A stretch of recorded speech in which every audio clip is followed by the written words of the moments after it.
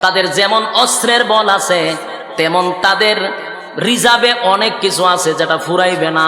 তাদের বিশাল মাঠ ভরা ফসল আছে, অস্ত্রের বল আছে, স্বয়ং সম্পূর্ণ একটা দেশ। কিন্তু আফসোসের বিষয় হলো তারা আল্লাহর গোলামি করে না, তারা সূর্যের গোলামি করে, সূর্যের পূজা করে। আগে নবীজি, আমি আশ্চর্য হয়ে গেছি গো নবী, আল্লাহ রাব্বুল আলামিন তাদেরকে এত নিয়ামত দিল, এত নিয়ামত পাওয়ার পরে কেমনে গো আমার আল্লাহকে তারা বইলা মন গড়া জিন্দেগি চালায়? কেমনে গো আমার মালিকরে তারা বইলা যেমনে মনে চায় এমনে কি জিন্দেগি চালায়? যেই মালিক তাদেরকে এত নিয়ামত দিল, সেই মালিকের গোলামি করে না, তারা গোলামি করে সৃষ্টি। গোলামি করে কিসের?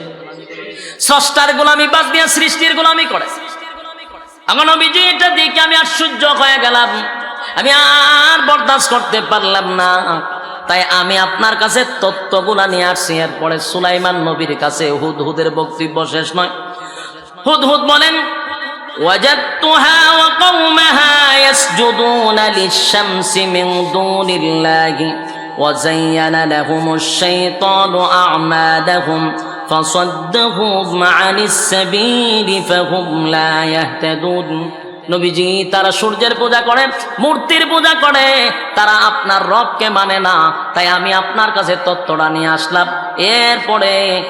এরপরে বলেন, আল্লাহ ইয়াসজুদু লিল্লাহিল্লাযী ইখরিজুল খাবা'a ফিস সামাওয়াতি ওয়াল আরদ ওয়া ইয়া'লামু মা তুখফুনা ওয়া মা তু'লিনুন। শয়তান তাদেরকে এমন ভাবে পাকড়াও করছে, শয়তান তাদেরকে এমন ভাবে মুসরাইছে। মাঝে মাঝে আসে না মানছে শয়তানে, মানুষের লড়াই নেই, শয়তানে কথা কয় না।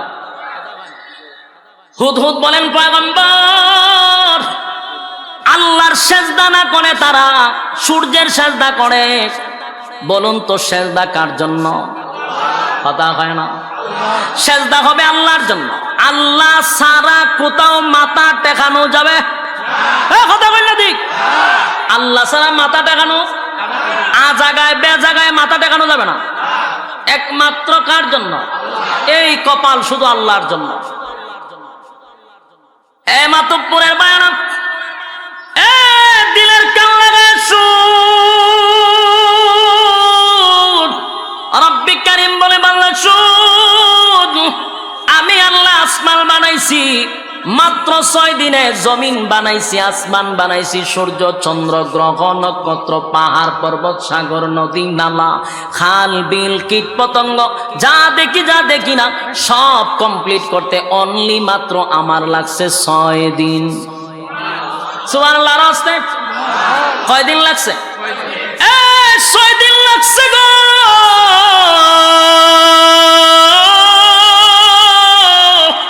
আমি আল্লাহ 6 দিনে সব কমপ্লিট করছি। বানাইতে গিয়া কোনো মিস্ত্রি লাগছে না। কথা হয় না, বানাইতে মিস্ত্রি লাগাইছে। আমি আল্লাহ আসমান বানাইলাম, জমিন বানাইলাম, মিস্ত্রি লাগে নাই। আল্লাহ বলেন, আমি বলছি, ইন্নামা আমরুহু ইযা আরাদা শাইআন আইয়াকুলা লাহু কুন ফায়াকুন। আল্লাহ বলেন, আমি কোন বলছি তো ফায়াকুন হয়ে গেছে, আমি বলছি হয়ে গেছে। সুবহানাল্লাহ। আসমান বানাইছি, জমিন বানাইছি, মাত্র 6 দিনে বানাইছি। কিন্তু বান্দারে, আমি আল্লাহ মানুষ বানাইতে গিয়ে 6 দিন লাগাই নাই, 6 মাস লাগাই নাই, 1-2 দিন নয়, 1-2 দিন নয়, আমি আল্লাহ মানুষ বানাইতে 10 মাস 10 দিন লাগাইছি। এ যুবক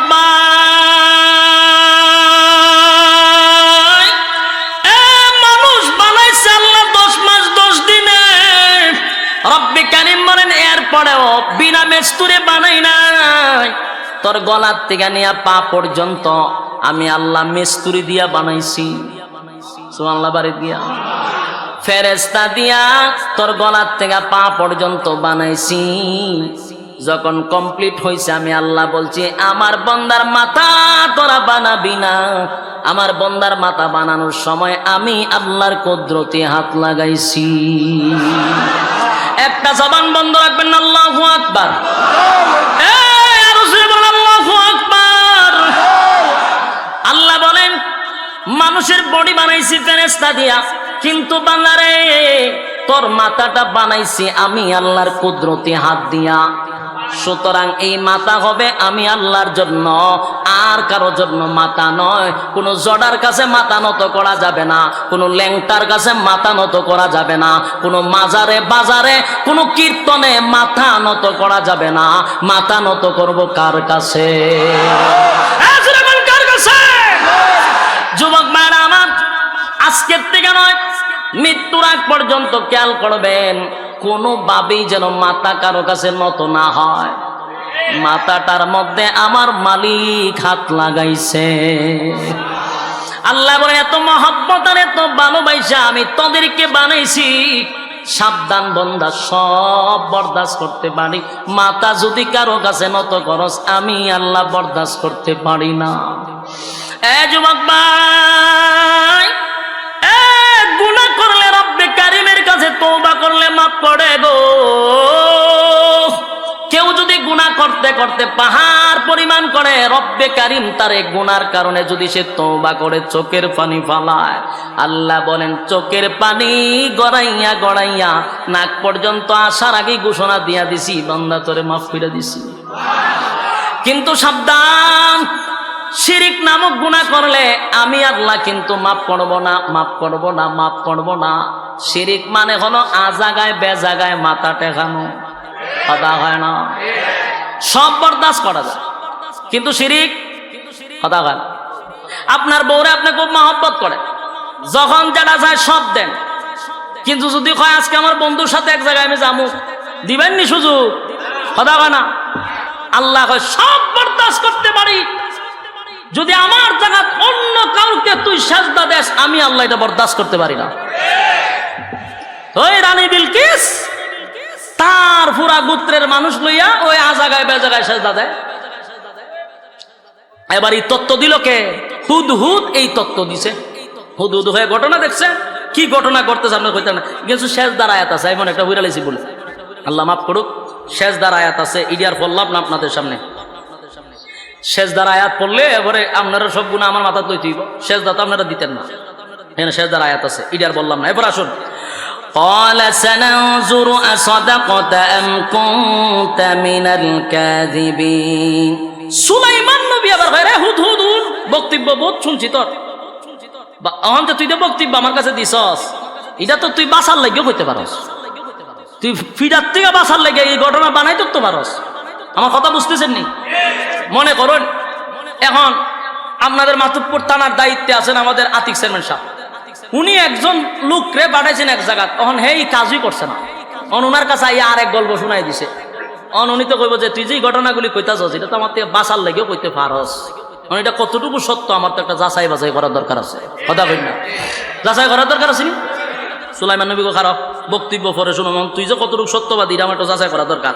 এই কথাটাই বলেন, ক্বালা সানানজুরু আসাদাকাতা আম কুনতা মিনাল কাযিবিন। রে আমি তোর একটু যাচাই বাছাই কইরা লই, তুই মিথ্যাবাদী না সত্যবাদী যাচাই বাছাই কইরা লই। এরপরে কয় ইযহাব বিকিতাবি হাযা فألقه إليهم ثم تول عنهم فانظر। সুলাইমান আলাইহিস সালাতু ওয়াস সালাম তখন হুদহুদ রে কইল যে তুই যে আমার কাছে বক্তব্য দিতা যাস এটা কতটুকু যুক্তি হইতে পারে আমার আগে যাচাই বাছাই করতে হইব। তখন হেরে কইল শোন, আমি এখন যে তোরে যে সিস্টেমে কমু তুই এখন কাজ করতে হবে এই সিস্টেমে, এর বাইরে তুই কোনো কাজ করতে পারতে না। আচ্ছা ঠিক আছে, কোন আমি কি করতে হইব? আমি তোমাকে এই মুহূর্তে একটা দায়িত্ব দিব, এই দায়িত্বটা হইল আমার পক্ষ থেকে তুমি একটা পত্র নিয়ে যাইবা। কি নিয়ে যাইব? সিডি। আগে তো সিডির যুগ ছিল, এখন কি সিডির যুগ আসেনি? এখন আর সিডির যুগ নাই। এখন আমার পক্ষ থেকে একটা তোমার একটা সিডি দিব, এই সিডি নিয়ে দিবি রানী বিলকিসের কাছে। এই কথাগুলি আল্লাহ রাব্বুল আলামিন কোরআনে কারীমের মধ্যে স্পষ্ট তুলে ধরেন। সুলাইমান নবী বলেন, قالت يا أيها الملأ إني ألقي إلي كتاب كريم। এর আগে আল্লাহ সুলাইমান আলাইহিস সালাতু বলেন, ইযহাব বিকিতাবি হাযা ফাআলকিহ ইলাইহিম সুম্মা তাওয়াল্লা আনহুম ফানজুর মাযা ইয়ারজিউন। আমার পক্ষ থেকে যে পত্র তুমি লইয়া যাইবা, এটা নিয়া তুমি রানী বিলকিসের কাছে দিবা, দিয়া এখানে শেষ না, কিছু সিস্টেম আছে। মনে করেন সিডি দিয়ে আমি আইসা পড়লাম, এর প্রতিক্রিয়া কি আমার তো জানতে হবে। তখন হুদহুদরে কইলে, রে সিডিটা দিয়া আড়ালে থাইকা তুই আগে প্রতিক্রিয়াটা দেখবি যে কি করে। তো হুদহুদ বলল, ঠিক আছে, আপনার তত্ত্ব অনুযায়ী আমি সব কাজ করতে রাজি, আপনি আমার সিডি দেন। সিডি লইয়া এবার গেল রানী বিলকিসের বিশাল ওই রাজপ্রাসাদ। সিকিউরিটি তো আছে, হুদহুদের কি আবার কোনো সিকিউরিটির দরকার আছে? ভাগিটা কত বড়, এতটুক বড় বেলকুনি দিয়া ভিতরে ঢুকে গেছে। ঢুকে গিয়ে চতুর্দিকে সিকিউরিটি আছে, সেনাবাহিনী টেনাবাহিনী সব। একটা রানী তো, চতুর্দিকে তার সিকিউরিটি। এখন এই ফাঁকি করলো কি, এই সিটি নিয়া রানী বিলকিসের একেবারে বুক বরাবর রেখে দিছে। কোন জায়গায় রাখছে? বুক বরাবর নিয়ে সিডি রাখছে। সিডি রাখছে পড়ে রানী বিলকিস ঘুম থেকে জাগ্রত হইয়া দিয়ে সিডি উপরে। বলুন তো দেখিটা আশ্চর্য হওয়ার কথা না? প্রধানমন্ত্রী যে আমাদের বাংলাদেশের, ওনার কতটুকু সিকিউরিটি আছে, চতুর্দিকে ওনার সেনাবাহিনী। উনি যে রুমে, এই রুমে ঘুমতিটা যদি উপরে একটা সিডি, দরজাও ভিতর দিকে লাগানো, বাহিরে সেনাবাহিনী আছে, চতুর্দিকে সিসি ক্যামেরা, সিডি এলো কর্তিকা। আশ্চর্য বলি। তখন উনি আশ্চর্য হইয়া সিডিটা হাতে নিছে। সিডি হাতে নিয়া এরপরে দেখেন, ইন্নাহু মিন সুলাইমান ওয়া ইন্নাহু বিসমিল্লাহির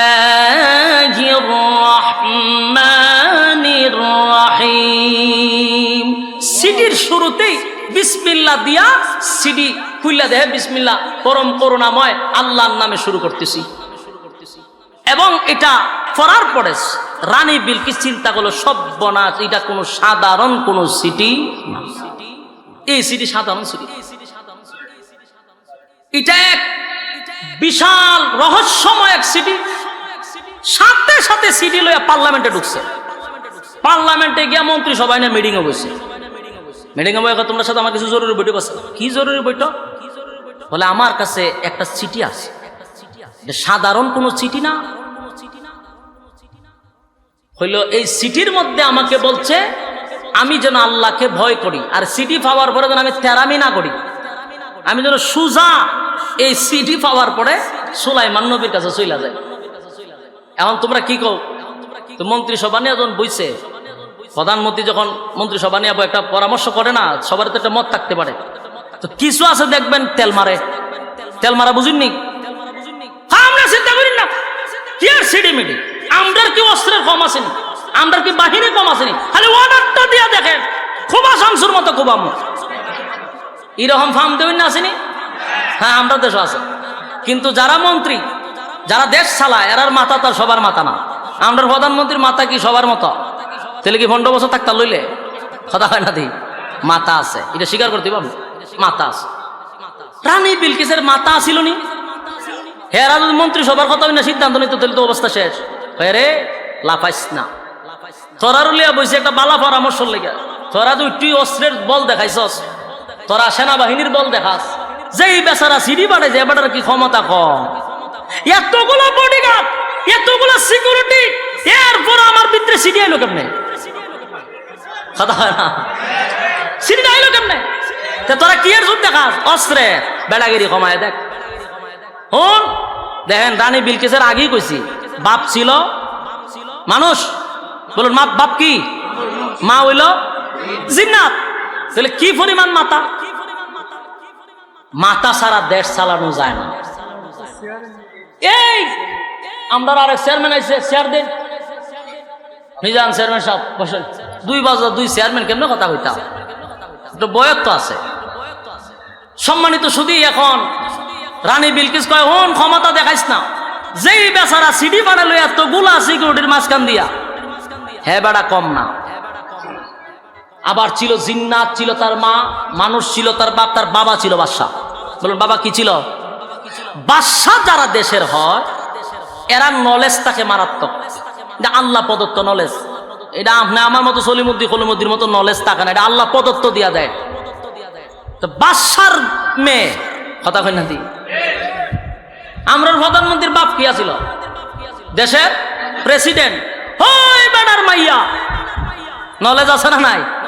রানী বিলকিসের বাবা আছেন বাদশা, ওই বাদশার মাইয়া নলেজ আছে না নাই? হ্যাঁ, তখন বলে কারো লাফাইস না, লাফাইস না। আমি একটা সিদ্ধান্ত নিয়েছি। বলে কি সিদ্ধান্ত নিয়েছেন রানী? আমার সিদ্ধান্ত হইলো, আমার পক্ষ থেকে একটা অফার হইলো, উনারা আগে আমরা বস করতে হবে, যদি দেখি না উনি লুবি তুলে সাইজ করলাম, আর যদি দেখি না উনারা কিনন না যায় বুঝবে উনি সঠিক, ওনার সাথে যুদ্ধে যাওয়া যাবে না। তখন পরামর্শ দিল, শোনো আমরা 300 জন লোক পার্লামেন্টের সদস্যরা ওনার কাছে যাব, আমি রানী বিলকিস সহ যাব, প্রত্যেকের হাতে একটা একটা কইরা স্বর্ণের ইট থাকবে, একটা স্বর্ণের ইট, একটা রূপার ইট। 300 জনের হাতে কয়টা ইট হয়? 600, একটা স্বর্ণের একটা রূপা। এই তোমরা হাতে ইট দিলাম, ইট লইলে তোমরা যাইবা। এই যে কথা বলতেছে, বলুন হুদ হুদ কি ছইলা গেছে? ইয়াদ আসেনি? সুলাইমান নবী কি কইছে? তুই আইবি না, কি কয় না কয় সব তত্ত্ব লই আমার কাছে ট্যাং ভাঙালাম তোর। তো হুদ হুদ কিন্তু বেলকুনির কোনার থেকে সব শুনতেছে, ঘটনা তো মারাত্মক। এই দিকে রানী বিলকিস সবার হাতে একটা একটা করে ইট দিছে, স্বর্ণের রূপা দিয়া বাস কইছে আমরা এগুলা নিয়া সুলাইমান নবীর কাছে রাখবো, উনি যদি নবী না হয় স্বর্ণ রূপা দেখা উনি গায়ে লয়ে যাব, বাস তখন বুঝলাম ওনার ভিতরে লোভ আছে, বুঝবো যে উনি নবী না, যুদ্ধ শুরু করে দিব। হুদ হুদ হয়, আর তখন যাইতেছে না, সহ্য হইতেছে না জায়গা, হুদ হুদ চলে গেল সুলাইমান নবীর কাছে। সুলাইমান নবীর কাছে গিয়ে হুজুর ঘটনা তো ঘটছে, কি করছে? কামনা পাঠাইছেন সিডি লইয়া, সিডি তো দেখছে, সিডি পড়ছে, পার্লামেন্টে মিটিং হয়েছে, মিটিং এ কি হয়েছে এটা পাইতেছে, কই আইতেছে আপনার কাছে? হতে তো বালা, কই এমনি আইতেছেন, আপনার পরীক্ষা করতে আইতেছে। কি দিয়া পরীক্ষা করবো? প্রত্যেকের হাতে একটা করে স্বর্ণের ইট, একটা করে রূপার ইট। আচ্ছা কয়েকটা কাজ কর, ইডি লই আইতেছে, কত যা তুই যা আবার গিয়া দেখ ইটের মাপ কতটুকু, কোন ফর্মা দিয়ে ইট বানাইছে, ফর্মার মাপ লইয়া। সুবহানাল্লাহ আসেনি? ইট যে বানাইতেছে ফর্মা লইয়া, ফর্মা আনছে, আনার পরে এই ফর্মা অনুযায়ী সুলাইমান নবী জিন্নাতরে ডাক দিছে। কয়টা বাহিনী কইছিলাম? 3 বাহিনী। এর মধ্যে একটা বাহিনী কি? জিন্নাত। জিন্নাতরে ডাক দিছে, কইরে সমুদ্রের নিচ থেকে স্মরণে নিয়ে আয়। তো জিন্নাতে আনতে কি আমরা মতো এক হুরা করে আনবো? জিন্নাতে আনবো, বুঝেন তো? স্মরণে লইছে সব, কই দেখ ফর্মার মাপ দিছি, ফর্মা দিয়ে ইট বানা। দ্রুত গতিতে, জিন্নাতের কাজ হইলো বিদ্যুতের গতিতে। ইট বানাইতেছে, বানাইয়া কয়েকশো মিনিমাম 50 কিলোমিটার দূর থেকে রাস্তা বানা, ইট দিয়া রাস্তা বানা, ইট সোলিং এর রাস্তা কর স্বর্ণ দিয়া। সুবহানাল্লাহ বইলা দি ইট সোলিং দেয় না, এইভাবে স্বর্ণ রূপা দিয়া ইট সোলিং এর রাস্তা বানাইছে সুলাইমান নবী। আর আই বারাবি রাস্তা হয়ে গেছে, আর একটা গেট দিবি পুরাটা স্বর্ণ দিয়া। সব কমপ্লিট হওয়ার পরে 600 ইট, একটা রূপা একটা স্বর্ণ উড়াই লিবি, একটা একটা করে মাঝখান থেকে উড়াই নিয়ে আসবি, মাঝখানে একটা করে খালি রাখবি, একটা স্বর্ণের ইট খালি রাখবি, একটা রূপার ইট খালি রাখবি। কথা বুঝতেছেন? এখন ঘটনা হইল কি, ওই দিকে আর আসতেছে 300 পার্লামেন্টের সদস্য স্বর্ণ রূপা লইয়া, কি বেড়াগিরি সব বনা, এত কিছু লইয়া যেতে সুলাইমান নবী তো দেখতে অবাক হয়েছে। যখন খালি আসতেছে, এর মধ্যে আইসা যখন খালি রাস্তা দেখছে, রাস্তার ভাই চাইয়া তো এরা অবাক, এটা কি এর রাস্তা রে? এটা দি স্বর্ণের রাস্তা। এবার সুলাইমান নবী আবার ইহত কইছে, রাস্তাতে বানাইবি, বানানোর পরে চতুর্দিক দিয়া একটা গরু একটা ছাগল দীর্ঘাতে তো রাখবে, যেমন ভাইখানা প্রস্রাব করতো।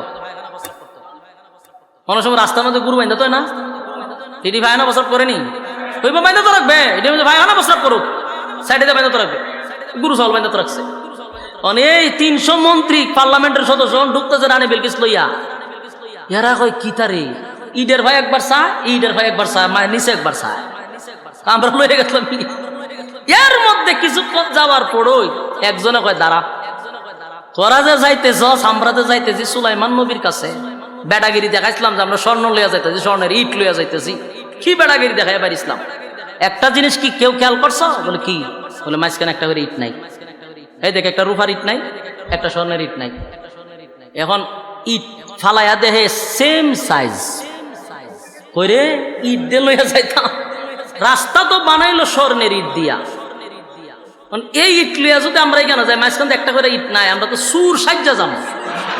কথা বলা সুলাইমান নবীর কাছে গেলে কব বলে ইট তো আমার এত চুরি করে লইছে, গন্যা দেখবো 600 ইট নাই, এরা রাতে 600 ইট জুতা দা বাইরে কপালের সারা ফাটাই দেয়।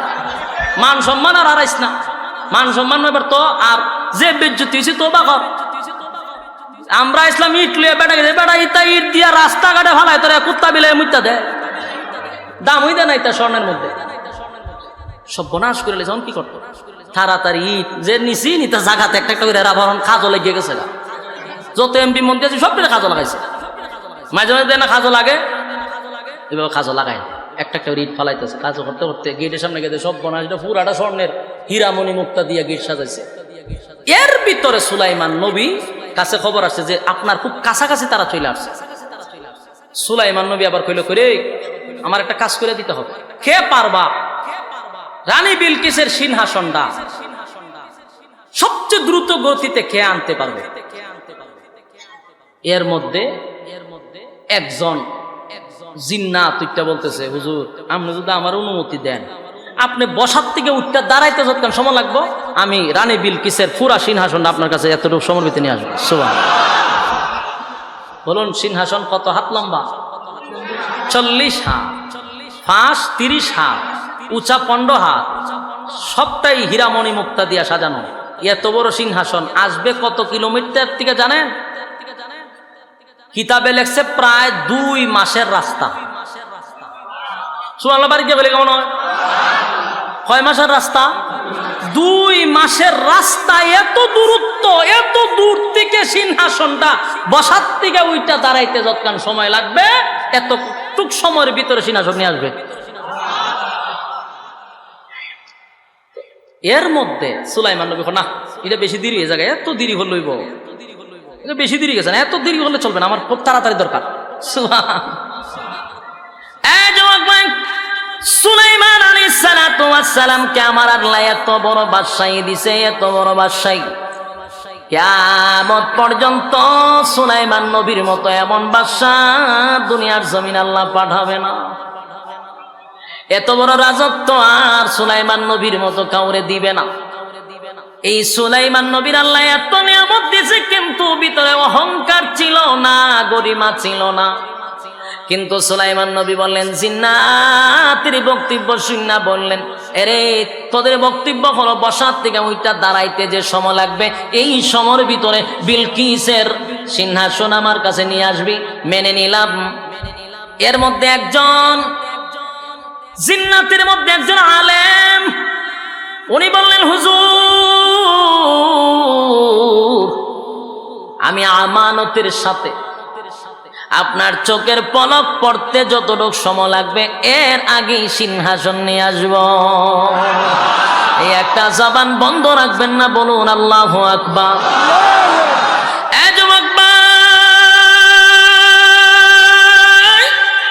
তাফসীর কারকরা এর ব্যাখ্যা করছেন, এই কথাটা মূলত আলেম বলে নাই, এটা সুলাইমান নবীরই কথা ছিল। সুলাইমান নবী হয়তোবা বলছে, এই তোরা বসার থেকে ওইটা দাঁড়াইতে যতটুকু সময় লাগে অতটুকু সময় লাগবো, আর আমি নবীরে আল্লাহ এত ক্ষমতা দিছে রে, আমি চোখের পলক পড়তে দেরি হবে, এর আগে সিংহাসন হাজির করব। এই হলো সুলাইমান নবী। যুবক ভাই, এত বড় নিয়ামত পাইছে গো সুলাইমান নবীরে আল্লাহ, এত বড় সম্মান আর মর্যাদা দান করছে। ভাষা বুঝতো জিন্নাতের ভাষা বুঝতো, মানুষের ভাষা বুঝতো, পক্ষী কোলের পিপিলিকার ভাষা বুঝে, সব ভাষা বোঝার পরেও উনি কি রাগ করছেন আর গরিমা দেখাইছেন, অহংকার দেখাইছেন না। সুলাইমান আলাইহিস সালাতু ওয়াস সালাম সিংহাসনটা আইনা হাজির করলেন, চোখের ফলক ফালাইতে যতটুকু লাগে সিংহাসন হাজির। সুলাইমান নবী বললেন, রানী বিলকিসের সিংহাসনটা ফিটিং করে নাও, আর সামান্য শুধু একটু রংটা চেঞ্জ করে নাও, শুধু রংটা চেঞ্জ হবে, মানে বাউন্ডারিটা আছে সবুজ, এটারে সাদা করে লইল। শুধু একটু রংটা পরিবর্তন কর, সাথে সাথে রং পরিবর্তন হয়ে গেল। রানী বিলকিস তার 300 সদস্য নিয়া, পার্লামেন্টের সদস্য নিয়া সুলাইমান আলাইহিস সালাতু ওয়াস সালামের রাজত্বের ভিতরে প্রবেশ করলো। বলুন বড়া হাতে না খালি হাতে? কেন জানেননি খালি হাতে? ওই যে অহংকার, আল্লাহ বলেন অহংকার আল্লাহ পছন্দ করে না। তারা বড় অহংকার দেখাইছিল, 300 ইট লইয়া যাব স্বর্ণের, 300 ইট লইয়া যাব রূপার। নবী সুলাইমান পাগল হয়ে যাবে সম্পদ পাইলে, কারণ এখনকার যুগের মানুষরে টাকা দিয়া কিনা যায়। কিনা যায়, টাকা দিলে সব হয়। একেবারে উপর থেকে নিয়ে নিচে পর্যন্ত, একেবারে উপর থেকে নিচ পর্যন্ত টাকার বিনিময়ে সবাই রে কিনা যায়, সকাল বেকাল কিনা যায়। তাই রানী বিলকিস মনে করছে সুলাইমান নবীরও টাকা দিয়া কিনা লাইব। এই যে একটা অহংকার নিছে, ভাব নিছে, 300 স্বর্ণের ইট লইয়া যাব, সুলাইমান নবী দিকে পাগল হয়ে যাবে। আল্লাহ পছন্দ করে নাই, তাই আল্লাহ সুলাইমান নবীরে এমন মেধা দিলেন, উনি রাস্তাটা বানাইলো স্বর্ণ দিয়া, বানাইলো রূপা দিয়া, মাঝখান থেকে একটা একটা ইট পেরা সুইডায়া 600 ইট এখান থেকে উড়াই লিছে। এখন তারা ইট লইয়া এমন মুসিবতের মধ্যে পড়ছে, যদি ইট লইয়া যায় তাহলে 600 ইট এখানে ফাঁকা সুর হয়ে গেছে, ঢোকন লাগবে। বিপদ থেকে বাঁচার জন্য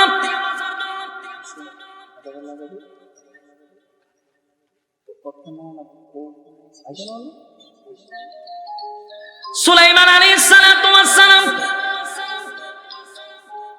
দরবারে যখন ঢুকে, খালি হাতে ঢুকতে হয়েছে, বরাত নিয়ে ঢুকার কপাল হয় নাই, খালি হাতে ঢুকছে। ঢুকার পরে এবার সুলাইমান নবীর যখন রাজত্বের ভিতরে ঢুকছে, ঢুকার পরেই রানী বিলকিস সিংহাসনের দিকে নজর গেছে। যাইবনি নজর? এখন মনে করেন চেয়ারম্যান সাহেবের বাড়ির এক সোফা আমার বাইতে না তুইছি, উনি ডেলি এটার মধ্যে বয়, উনার কয়টা ফাঁদা আছে এটা উনার টার্গেট আছে, যেখানে একটা সমস্যা আছে এখানে একটা সমস্যা আছে, একটা এটা সবসময় বইতে বইতে এটার ব্যাপারে অভিজ্ঞতা আছে না নাই? এটা তো আমার বাইত লইয়া যায়, উনি এটা বইয়ে চিন্তা করবো কি দাঁড়িয়ে, এটা তো আমারটার মতো বড় নাকি, কিন্তু উনি চিন্তা করবো এটাকে আসা বিজ্ঞান থেকে কেমনে নিব, মাতব করতে এটা আমি একবার গেলে নিব কেমন, কিন্তু খালি বাড়িতে বসাইলাম, কিন্তু চিন্তা করে দেবে একরকম কেমনে হয়, কথা ঠিক নেই, একই রকম কেমনে হয়। আবার সেম টু সেম আমার মতো, আমি যেখানে যেটা লাগাইছিলাম এখানেই লাগানো, কিন্তু এটা তো বলতে পারতেছি না যেটা আমার, এটা হওয়া সম্ভব?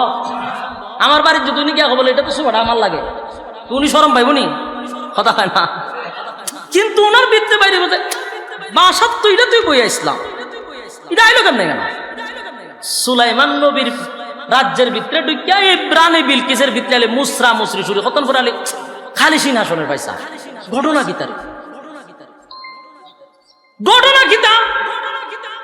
Same to same, same to same আমার সিংহাসন, কিন্তু ডাইরেক্ট বলতেও পারে না, এই ইতা গুলো ছেড়ে দিব আমি, হুজুর আইতেছে, আপনাদের প্রধান মেহমান আসতেছে, উনি যে সময় স্টেজ উঠবো আমি তখন সাইরেও দিব, কিন্তু কত হইলো আপনারা যে ডাইনে বামে তাকা, কথার যে বলার একটা মনোযোগী একটা আগ্রহ, এটা নষ্ট হয়ে যাবে। এদিকে চান চেয়ারম্যান সাহেব আইতেছে, এই দুনো বক্তারে আজকে জয়েন করাইছে আমি, আর দায়িত্ব নিয়ে এমন মুসিবত আছি, আমি আজকে আর সামনে হয়েছে তোবা করছি, আর দায়িত্ব নিতাম না, ওমা দায়িত্ব নিয়ে এই ফেরাসানি আমি আজকে আর একটা টিপ মারতে পারলাম যে কোনো জায়গায়, কথা হয় না, চোখ মধ্যে একটা টিপ মারতে পারলাম, আর টিপ মারলে আমার মাদ্রাসার অনেক ফায়দা হইতো। চিন্তা করছি এখন বক্তা দাওয়াত দিছি আমি, এবার হইলে আবার চেয়ারম্যান খাওয়ার আবার আরো বেশি, আর এক বেচারা দাওয়াত দিছি সুলতানুল ওয়াইজিন, যদি একটু এদিক সেদিক হয় তে আমার উপায় থাকতো না, এই জন্য টিপ টুপ বাদ দিয়া একটা লয়ে বই দিছি। তা আমি আপনারা লেগে কতটুকু বিসর্জন দিলাম, আর এই যে ফোনে দৌড়াদৌড়ি যোগাযোগ করেন, এটা মাথাতে জ্ঞানগিনি করে, কারণ এরাও ব্যস্ত থাকে, আরেক প্রোগ্রাম অথবা এখান থেকে একটা ব্যস্ততা থাকে। তো ইনশাল্লাহ আইতেছে না স্টেজে আইতেছে, ও ডাইরেক্ট স্টেজে আইতেছে, সমস্যা নাই, ওনারা বয়াতেই আমি 2 মিনিট কথা বলতেছি, ও শেষ করলি তেমনি, কারণ শেষ ঘটনাটা শেষ করতেছে, এবার শুনেন বসেন ইনশাআল্লাহ। এই যে ডাইরেক্ট স্টেজও আসতেছে চেয়ারম্যান সব, আজকে বল চেয়ারম্যানের খেলা, আপনি বই না, আপনি বই দিব না, এটা ব্যবস্থা করবো না, একটা চেয়ার দোষেন, আজকে বল চেয়ারম্যানের খেলা, উনিও চেয়ারম্যান, হ্যাঁ ওই দিকে আরেক চেয়ারম্যান হয়েছে, আমাদের আরেক চেয়ারম্যান, সব সদরের চেয়ারম্যান, মা শোনো চেয়ারম্যানের খেলা দিয়ে বলছে, বোন বোন আপনিও চেয়ারম্যান হয়েছেন। চৌকিদারি দাঁড়ালে ভাস করতাম না। যে জায়গার জন্ম নিছি। বসেন। ওর মেয়র আছে তো না, মেয়র আছে, চেয়ারম্যান আছে, এখানে আপনার তুই আছে। আপনি দাঁড়ায় পাস করবেন।